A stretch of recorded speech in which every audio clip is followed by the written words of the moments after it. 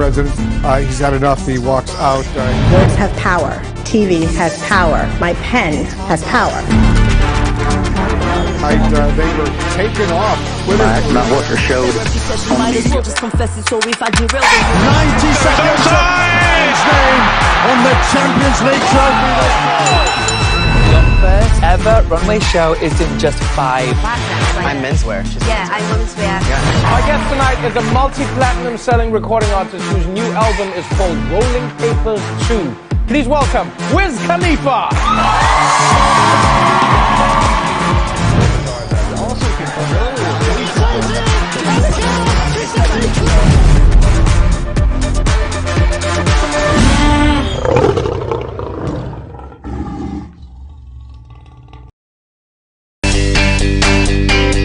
What's up, JH? Welcome to MX Beats, your official entertainment and lifestyle home. And every single week, we're bringing you your favorite artists. Say cheese, take a picture. Shag a post, make a see, take a picture. Indeed, we also bring you exclusives in music videos, interviews. Honestly, we have got you covered right here on MX Beats. On this show, we help net new talent, write the right mix of music to boost your energy. Big man, big things, yeah. Teams, still shoes, big things, yeah. You figure say we they come joke me as I they come, my mind was plenty. Charlie. My name is Jason Elaine. My name is Miss Drew. My name is DJ Varosky, and I'm here to give you the best of music.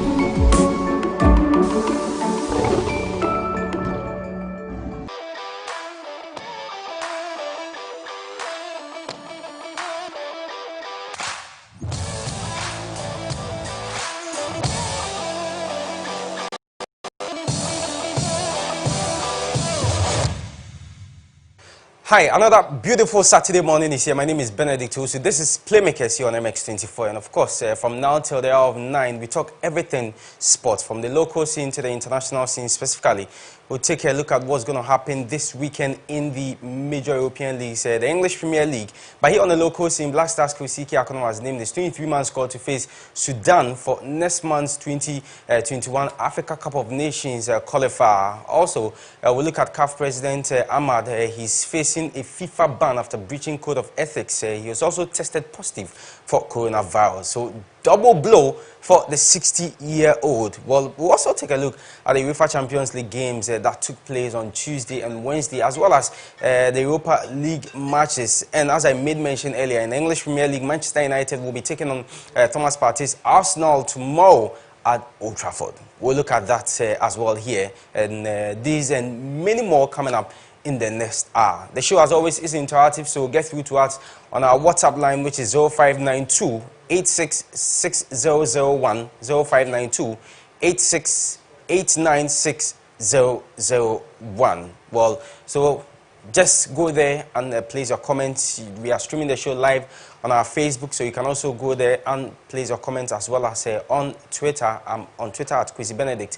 You can tweet at me. So we have to start from the continent, and it was all about the CAF president this week. On Wednesday, Ahmad, announced his re-election bid as CAF president. And then the story came that he's been found to have breached various codes of ethics, which were according to the BBC. And, as I made mention, on Wednesday, he announced his candidacy, and then this story also followed. Now, this could now be in doubt after the investigatory chamber of football's world governing body determined that he has breached various codes of conduct. Well, and any ban is likely to roll Mr. Ahmad's quest of becoming or staying as CAF president. Well, let's get more perspective on this. We are privileged to have with us via Zoom BBC Sports Africa, Piers Edwards. Piers, thanks so much for joining us this morning here on the show, Playmakers on MX24. How did we get here? How did we get here? We got here because, well, let's wind the clock back to President Ahmad taking charge of African football, obviously in 2017, as you all know. But it was in 2019, early last year, that Amra Family, the former Secretary General, put in his complaints with FIFA. A few months after, the former Finance Director, Mohamed El Sharay, also wrote to FIFA to list similar complaints to me. We have been wondering for a long time, at least over a year, what exactly had happened to the case.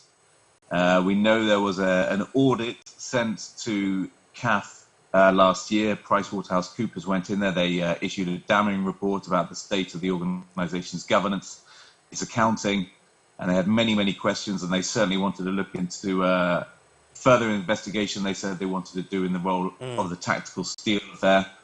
There was a second audit this year that had been slowed and held up by coronavirus, but the auditors went back. They finished in July, and we've finally got to where we are today. And we believe that within the next month or so, that this verdict will formally fall. And as I understand it, the length of any ban has yet to be determined, and that is the next step. We should obviously say important legally that if Mr. Ahmad is found guilty, he has every chance to appeal at sport's highest legal court, the Court of Arbitration. He's yet to comment on this, but it doesn't look good for him. It does not look good for him if you've been found guilty by the investigatory chamber. Obviously, the next process is for the adjudicatory chamber to issue its sentence, and so the wide expectation is that Mr. Ahmad is given he is found he has breached the various codes of ethics, he will be found guilty. We should, of course, say that he's described any allegations of wrongdoing in the past as defamatory, false, and malicious. If we sort of look at the specifics, one of the charges we understand involves his role in the controversial kit deal involving Tactical Steel. They're a little-known French gym manufacturer run by an old friend of Ahmad's then attaché Loïc Géron, who also comes from Madagascar, like the CAF president. And the reason the deal was controversial is that it provided sportswear equipment to CAF in 2017, and that was after an original deal with Puma, which was slightly smaller but cost 4 times less, had been cancelled, and that attracted a lot of attention, and it forms the focal point of this investigation by the FIFA Ethics Committee. Piers, finally, before I take leave of you, so if per the analysis and everything that is going on, and you look at the time frame from now till November in which the process will end for the CAF president, what do you foresee happening?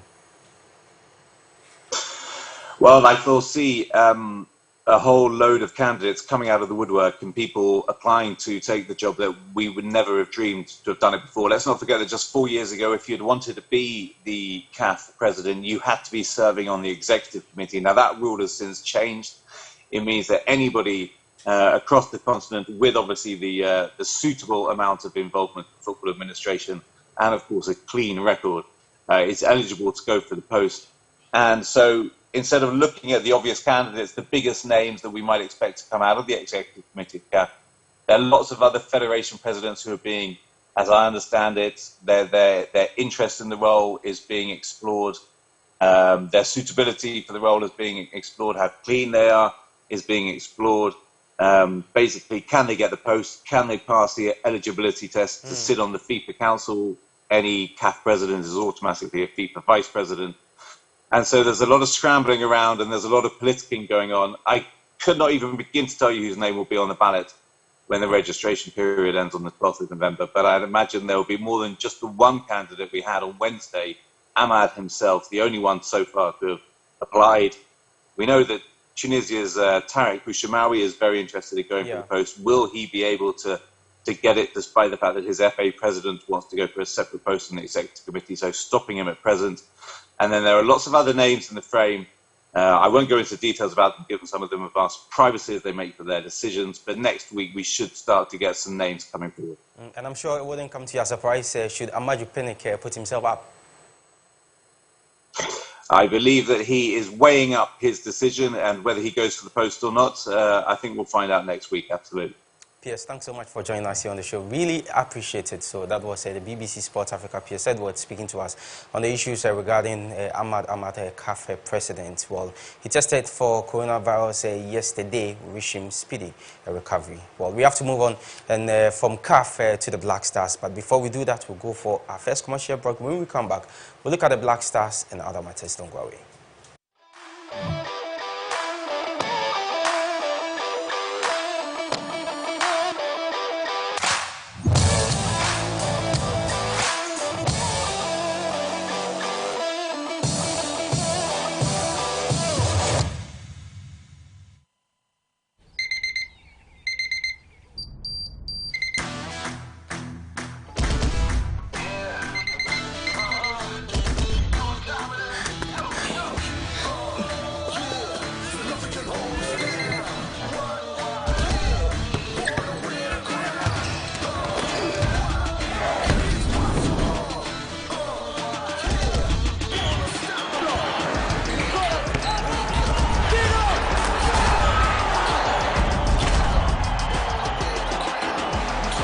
Breakfast a day. Every day. Every day.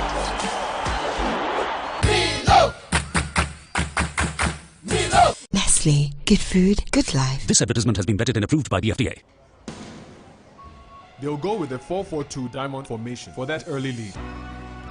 An early goal will settle the nerves. Their away team has been in bad form. They will feel the pressure. The home sides kept 2 clean sheets in a row. It's all about momentum. Who will have the stamina to last the 90 minutes? Their star striker is suspended. They've got no kappa. The marking will be tight. This will be won or lost in the midfield. This is why I bet. This is why I bet. This is why I bet. Betway, for the love of the game.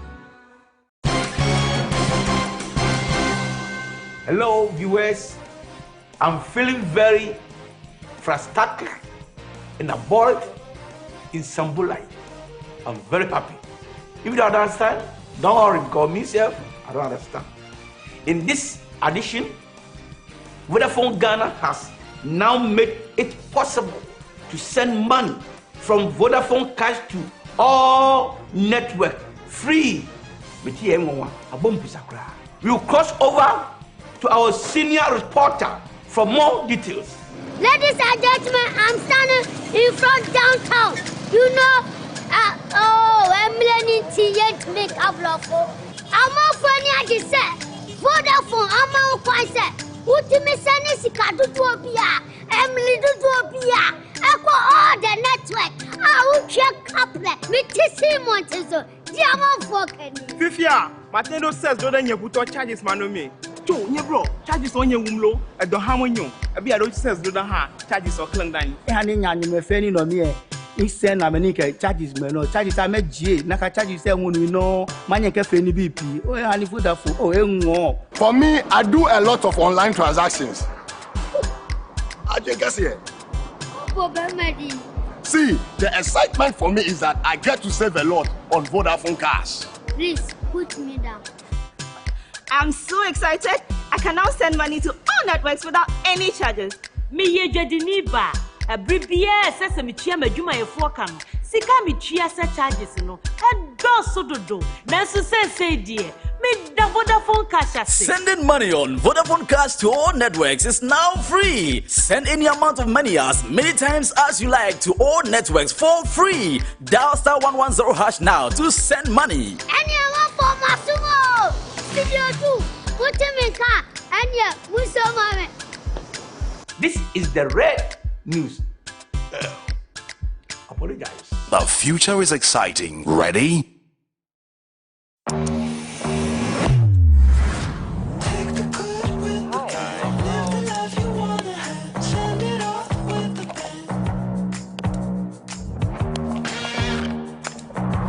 Looking really good.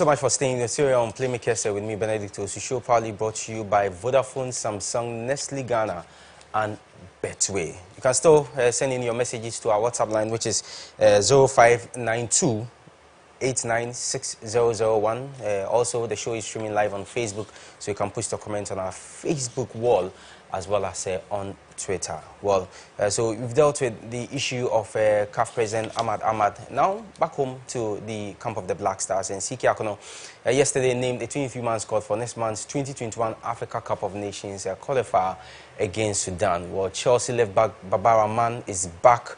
John Boy of Met also is back in a team, as well as Mubarak Wakasu and Harris Nafo, who plays club football for Columbus Crew in the Major League Soccer, is also back. Jeffrey Schlupp with Crystal Palace, who was initially called for those two international friendlies but picked up an injury and couldn't join the team, is also back. Well, CK has also handed a debut call-up to German-born 19-year-old winger, that's Jimmy Llewellyn. And as I already noted, we'll host Sudan here in Ghana. That will be on November 12, which will be on a Thursday, before traveling to Khartoum 5 days later to play all in the AFCON qualifier. Remember, we've already played 2 matches, so we have 6 points. We beat South Africa last year, November, at the same venue. We're going to play this game 2-0 and went away to beat Sao Tome and Principe by a goal to 0. So, CK Akono's squad will be on your screen. We'll take you through before we'll dissect it, look at what you've been talking about in terms of who is in and who is not in. You know, it's normal that anytime a Black Stars manager releases a squad, you get people talking about this guy shouldn't have been in, this player is playing very well here and should have been in. So the squad on your screen now, and I'll take you through. So for the goalkeepers, we have Richard Ofori. Yes, Richard Ofori, who is with Orlando Pirates, recently moved there, played his first game this week, drew 1-1. And Razak Abeloa recently has joined Kumasi Asante Kotoko. Lawrence Atizigi, St. Gallen is in the team. And then Baba Aman with Chelsea, Gideon Mensah, Victoria Gumareshe of Portugal, Harris Nafo coming from Columbus Crew, then Benson Annan, who for me was a revelation in those 2 international friendlies we played against Mali and Qatar this month. Juku Alexander, another wonderful player with Strasbourg in the French league. John Boy is back in the team, as I made mention earlier, with FC Metz, and then Nicolas Opoku Amiens in the French League 2. Joseph Edu is with Celta de Vigo in the Spanish La Liga. For the midfielders, Thomas Partey of Arsenal, Baba Idrisu of Real Mallorca, and then Mubarak Wakasu of China, and we have Emmanuel Lomote, Amiens, Samuel Owusu, also in the team, recently made a move to Al Ahly in the Saudi Arabian League. For the forwards, Tariq Fosu, Brentford has been given another call-up by virtue of that wonderful performance he put up in those 2 international friendlies. Andre Ayew, the skipper with Swansea City. Jordan Ayew, his brother with Crystal Palace, having recovered from coronavirus, was in a team for his side, Crystal Palace, in their game against Wolverhampton Wanderers last night. Came on. Unfortunately, they lost that game by 2-0. Caleb Ikuban, Trabzonspor, also in the team with Jamie Llewellyn, John Entry, Pyramids FC, and Jeffrey Schlupp of Crystal Palace.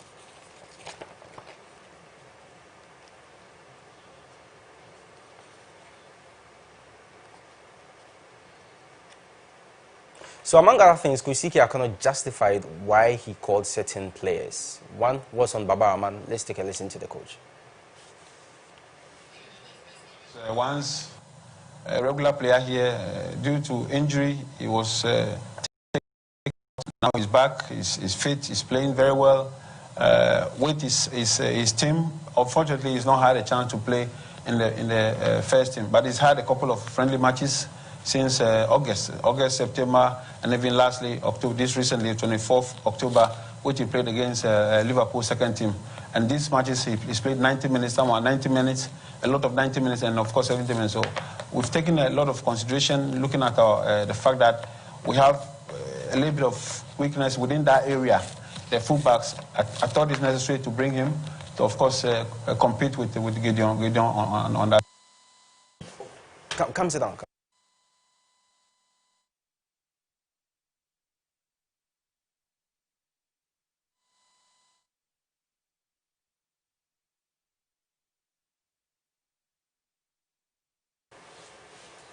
So that was Black Stars Kwesi Akono, you know, with the explanation on Baba Aman there.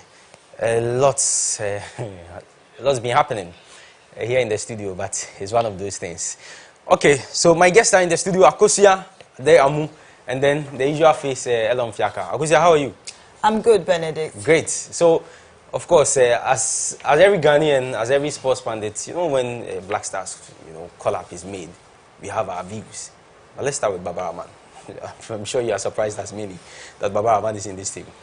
I'm not surprised that Baba Rahman is in this team because, you know, there's a history with Baba Rahman, and most of the time Baba Rahman has experienced serious injuries. It's as a result of the national call-ups. Exactly. The last injury being 2019 in the AFCON. So it's more of a sentimental issue in the sense that now he's in Chelsea's reserve team. You know, things are not really going as he would want to, and I don't think there's any loan prospect. So getting a call-up for the national team and showing himself could probably make things better for him. So it's a very sentimental, I think among all the call-ups, Baba Rahman's own is for very sentimental issues. And I think CK should have said that rather than trying to make it look like was he playing some 90 minutes, some 70 minutes, makes him fit, because that actually is not a good way to justify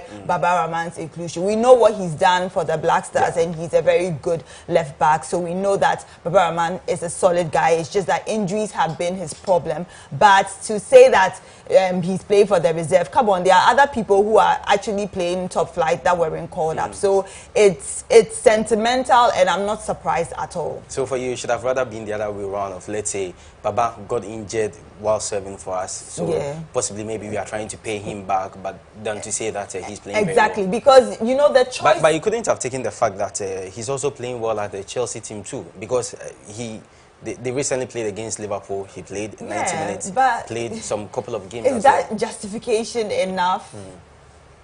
That's not, you know. Okay.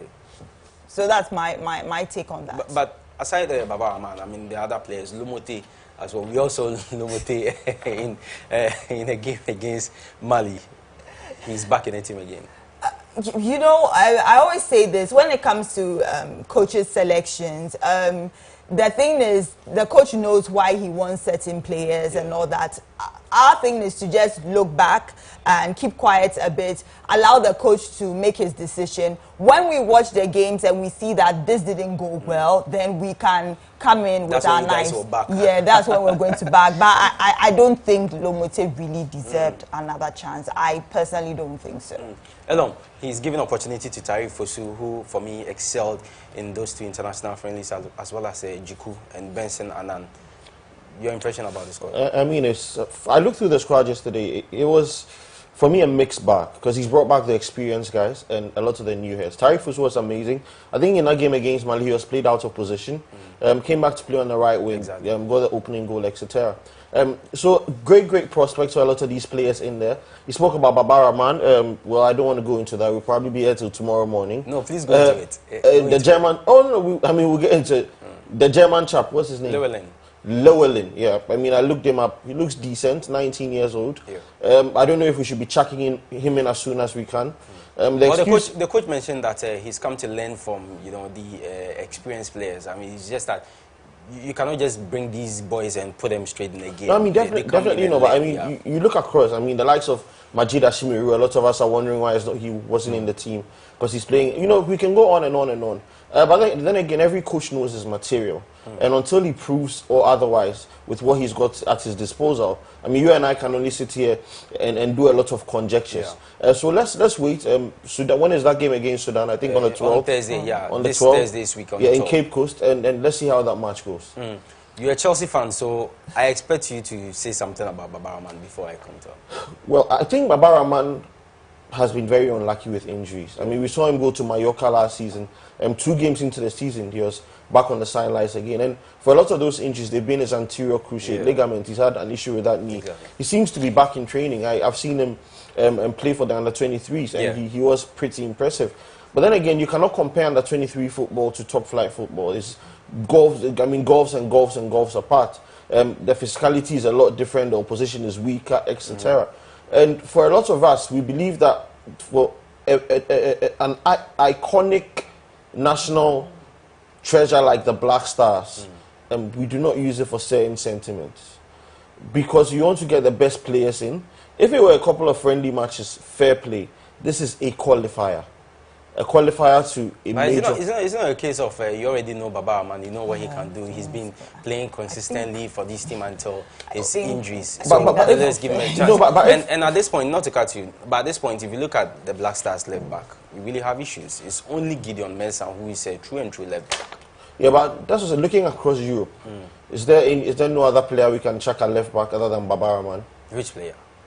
Because I mean, you scan around and you look at our players playing at respective, leagues. Aside Lumo Agbenyano, and Lumo is injured. Lumo is not fit. You understand? So if Lumo is not fit and it's only Jeffrey Schlupp nowadays doesn't play at left back, you wouldn't want to bring him to the Black Stars and put him at left back. And we also how things pan out between him and Kwesi Appiah. Anytime he came and he played at left back, it didn't go quite well. At Crystal Palace, he plays more of an offensive player. So we see the real Jeffrey Schlupp. So if you're CK Akono and going into that friendly, you only took one left back. Gideon Mensah wasn't that good in the first game, but he still played in the second game because there was no other option. You wouldn't bring Baba Aman at this point when the guy is fit and is playing, irrespective of whether he's playing for Chelsea under 23 team. Well, like I said, the physicality might be where the issue would be. The intensity of this game probably would be at a certain level. Okay. Is he ready for that? I mean, like I said, he's just come back from injury. For a lot of these things, we need to weigh the pros and the cons. How it benefits him and how it doesn't. So let's see how it goes. It might put him in the spotlight, get him a deal out of Chelsea somewhat, and give him a chance to shine again. But for now, it's probably just a projection too. That's what it looks like.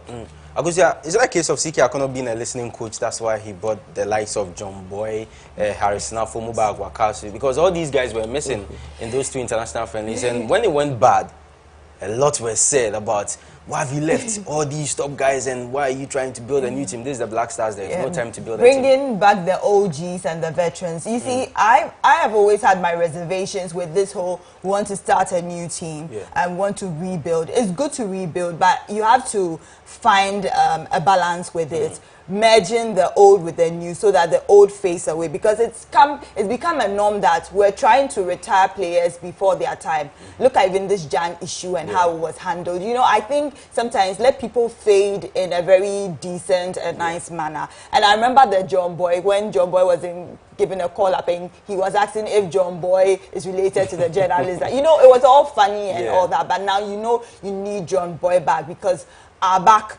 is having problems. I mean, especially when he's playing very well, admits. Yes. The guy is playing week in, week out. He's a regular now, and you would think that why isn't John Boy getting? We know the history with John Boy and all that, but then when there's time for the young ones to learn from the old ones, we shouldn't push them to the back because you would definitely need experience. We look at Sudan like this. Matches with Sudan are always unpredictable and very tough. So you need that experience. And I think, I don't think saying he's a listening coach or something, but at least he's been a Black Star captain before. He knows the terrain and he knows that at this point in time, we really need experienced players to come and help the Black Stars to get the needed result. My problem is, what is his overall plan?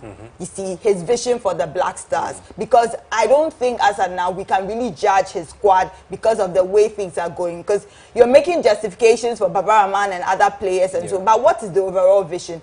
You know, if we know the vision and even the criteria for calling people up, then we can really judge. But as of now, that hasn't been given. We don't know the vision. We don't know where he's heading with the Black Stars team. And I don't think it's a very good line to start with, because maybe today you're going to bring new players, tomorrow you're bringing the old one, but how are we growing as a Black Star team? That is my problem. So you see how Akusia is passionate about the Black Stars. It's the same way every Ghanaian is very, very passionate when it comes to